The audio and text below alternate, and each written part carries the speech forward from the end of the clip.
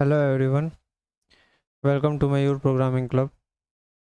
Today we will be solving another daily lead code problem, and the problem's name is number of islands. Okay, and the problem statement goes like this: you will be given a binary grid consisting of zeros and ones, which will be a 2D grid and of dimensions m cross n. Okay, and since it is a binary grid, so there are only two kind of values here, ones and zeros. Okay, so just a second. Okay, yeah, now it's fine. I think some update was going on. So anyways, uh since it is a binary grid, so it will consist of ones and zeros only. So one represent land and zero represent water. Okay, so you have to return the number of islands, and there is the definition of island that is given to us, that it is a land that is surrounded by water and is formed by connecting adjacent lands, and those connections can be horizontal or vertical. Okay, so you may assume that all four edges of the grid are surrounded by water. Okay, so it is entirely possible that all the four edges are surrounded by water, so we need to take care of that also. It is in fact the it is the fact that all the edges are surrounded by water. So situation is like this, that you are given a grid, okay, and that is surrounded by water. These blue ones, you can consider all these as zeros, and inside the grid there are some portions of land and some portions of water. So if it is 1, then it is land, and if it is 0, then it is water. Okay, so you have to tell how many number of islands are there. For example, in this particular one, there is only one island, so this entire block of land is connected. Okay, because this is connected, this is connected, so this entire thing is a one single island.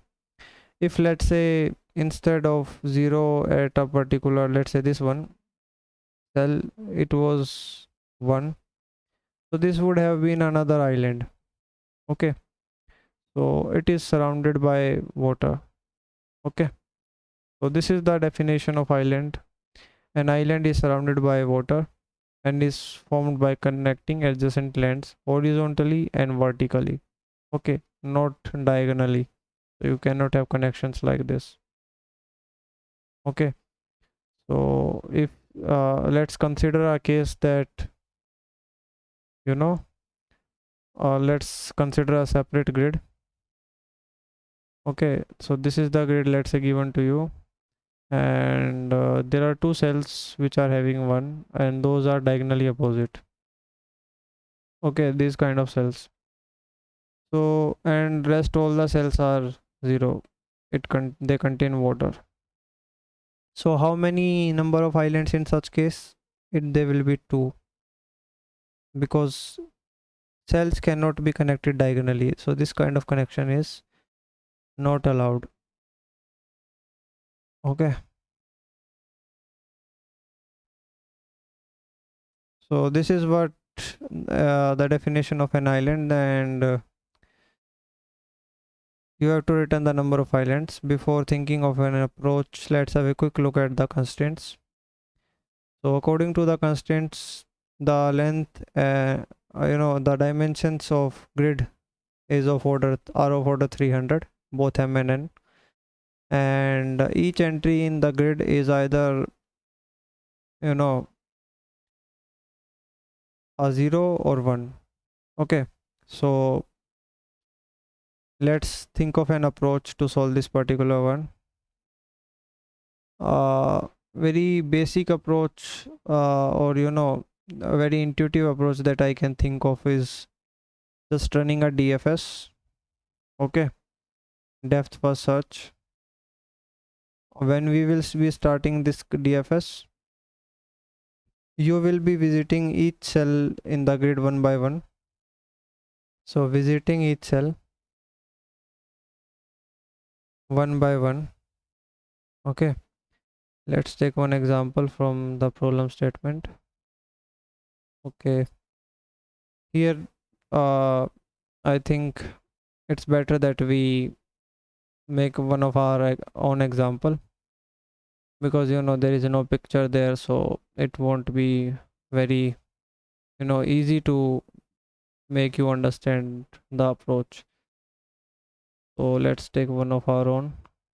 So this is the grid that is given to you, and it's surrounded by water. Okay, there is water everywhere, and let's mark some of these cells as islands. So let's say this is an island. Okay, and this one is also island. So and these ones are water. Okay, 0. So you have to tell the number of islands, and you can very well observe and directly tell by looking at this grid that okay, there will be 2 islands, and what will be those? This one island, okay, and this one island, 2 islands. But how to achieve this programmatically? This is the question, or the problem that we need to solve. So we will be using DFS. Those of you who are new to DFS, I will try to find an article on this and provide you the link, basically telling you what DFS is, its basic implementation and similar stuff. So a link will be provided in the description of the video. You can definitely check it out if you are new to it. So basically what we will be doing is, since we are visiting each cell one by one, as when we are able to find a cell which is having 1 right now, so it means that this is the land containing cell. So let's say we are starting from the very, or let me quickly copy the code here, so that you will be able to relate how approach is going on. So I think it will be better, and it will make the solution video shorter also, so that you will not waste any time. So let's copy the code. Before that, I would like to decrease the size of it a little bit. So let me take it to the next slide. So, in order to make room for the code, so I think this should be sufficient enough, and let's copy the code now. Okay, this is the code. Okay, we can make it a little bit larger. Think this should be fine now. Yeah, so we will be visiting each cell one by one. So here we are doing the visiting thing, visiting each cell one by one. So this is the function that we are required to complete. Okay, and we are having one variable that will store the number of islands in the grid. Then we are just traversing each cell one by one in the grid. Okay, visiting each cell one by one. Okay, so if the current cell happens to be a land containing cell, then you will start the exploration of till how much cells you can cover under the current island. Okay, so this is a helper function that I have declared, explore the island. So it will explore each and every cell that is connected with the current land containing cell. Okay, so it will explore the entire island for you. So let's say you started at the very first cell, which is 0, 0. Okay, this is your row and this is your column. So let's say you started at this cell and it was having 1. Okay, so you will start your exploration. So if you are at this particular cell, you are essentially having 4 ways to go, since it is mentioned that connections can be horizontal and vertical. Okay, so you will try to go in every direction. Okay, and it is another matter whether it will result you in going outside the grid boundary or not, but you will try to go in all 4 directions. Okay, so these are the 4 directions in which you will be trying to go. If you are at 0 colon 0, then these will be the 4 directions. Okay, and we can take negative values also. So essentially these will be the 4 directions. So this is what we have used here, you know, to represent 4 directions: up, left, right, and down. Okay, so this is the direction array that we will be using to explore each cell in the current island.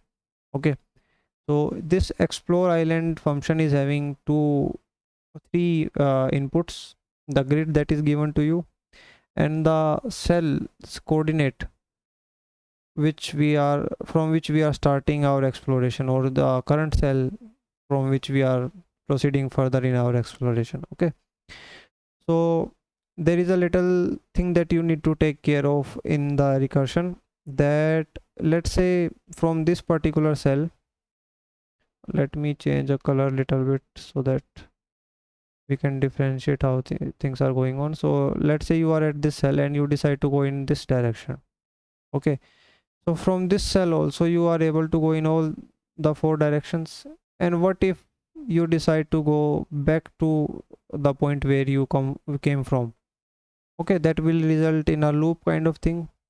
Okay, and it will continue infinitely. So in order to avoid it, what we are doing is, as soon as we are on a cell that is land containing cell, we are marking it as the water containing cell, so that we do not visit this cell again, and this will avoid the loop condition. Okay, loop condition avoided. So this is, we avoiding the loop condition, and then we are exploring in all 4 directions from the current cell. Okay, so we will be generating new coordinates to go to. Okay, these will be the new coordinates, and before visiting a cell, we will see whether it's you know it is safe to visit that cell or not. If let's say you are at this particular cell and you want to go downward, but there is no land there, so it will not be safe for you to go there. So we are having another helpful function which is checking is safe. Okay, and there might be a case that you are wanting to go in this direction, which is outside the grid boundary, which is also having water, by the way, so it is also not safe there. So you can consider a scenario like this. So that's why this is safe will return us whether we are visiting a cell that is unvisited, or more formally you can say we are visiting a cell containing water or not, and or we may be going outside the grid boundaries. This is safe will avoid you to walking into such situations. Okay, so is safe is having again 3 inputs: the new coordinates that you generated, row and column, and this one is the grid that is given as input to you. And you will be checking whether you are on the very boundaries of the, or going outside the boundaries of the grid. Okay, outside grid boundary. Okay, or there might be a case that the cell that you are visiting is, you know, I think there is a little word that is missed out because of, okay, now you will be able to see. Okay, okay, it's basically we are checking whether this cell was a water containing cell or not. Okay, so anyways, moving it to the previous position. So this is in that case you will return false, that okay, it is not safe to visit. Okay, so this is water containing cell, water cell, or the cell might be a water cell if you are not outside the grid boundaries. And if neither of these conditions are true, then you will say that okay, it's safe to go out there on that particular cell whose coordinates you are having as new r and new c. So you will explore the island further in that case. Okay, so you will keep doing it, and as when you finished searching for the exploring the first island, all of these entries will be marked 0 because of this step. Which step? This step. Okay, and it will again help us so that we are not exploring the same island again and again. If you are again on this cell and this also happens to be 1, then you will again exploring the same island, which is not a situation we want to be in. So that will also avoid it. And as you are done exploring the current island, you will increment the island count. Okay, and yeah, this way you will proceed further, and then this will be the last island explored by you, and you will return the number of islands as 2. Okay, so this is the whole logic and how things will be working out. And if you are still having any doubts or any queries in general, then you may ask them in the comment section. And before ending the video, I would like to show you the entire code in its entirety, because you know a little portion was hidden there.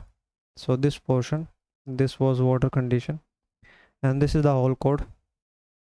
So I hope this solution walkthrough provided some or added some value to your journey of owning your DSA skills.